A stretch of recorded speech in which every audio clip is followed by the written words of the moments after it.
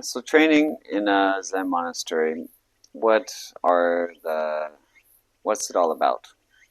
What are you doing? What do you actually do? So it's first of all, it's a very taut, strict environment. You have to kind of meet a certain standard. It's not a place for dilly-dallying. Uh, you have to do everything fast. You don't walk, you run. You answer right away and with confidence. When you get yelled at, you just say, you apologize and say, I'm sorry, it's my fault. Even if it's not your fault, you take responsibility. And, you know, this is kind of building a character. There's a lot of things going on. A lot of it, too, is just wearing your body down through hard work, through lots of cleaning of the temple in very difficult ways, or working outside.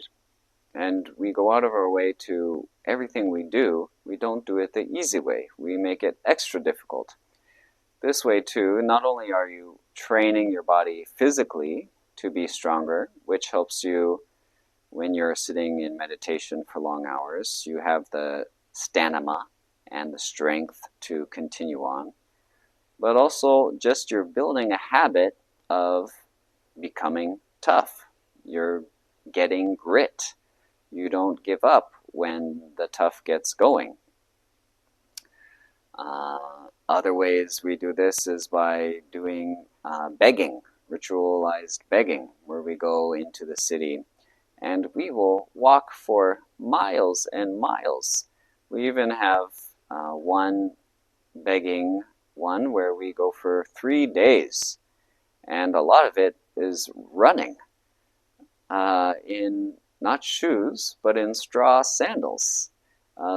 Sometimes in the middle of the summer when it's terribly hot and you're just completely covered in sweat, you're drenched, all of your robes are just soaking, or in the middle of winter where it's freezing and you're in your bare feet. It's just doing tough stuff. Even the basic living in the temple, there's no air conditioning or heater. You have these very thin walls or doors. Some are just made out of paper. I remember the first night when I was permitted to be in the monastery, I was sleeping in my futon, looking towards the wall, and between the post that holds up the foundation and the wall, there was this hole.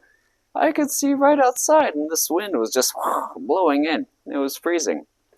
I had never been so cold in my life, and that was the first night.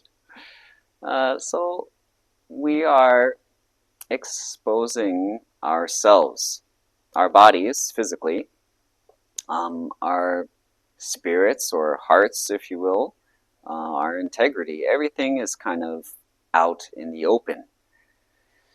You can't really hide anything either. You're always in close proximity with everyone.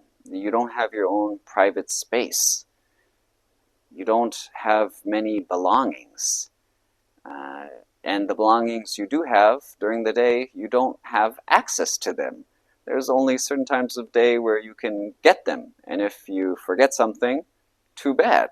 You're screwed for the rest of the day. It's very kind of, I've heard it described as a upside down world where things don't really seem that logical, but that illogical way of living kind of forces you also to change your perspective on the way you've been living your life up until now.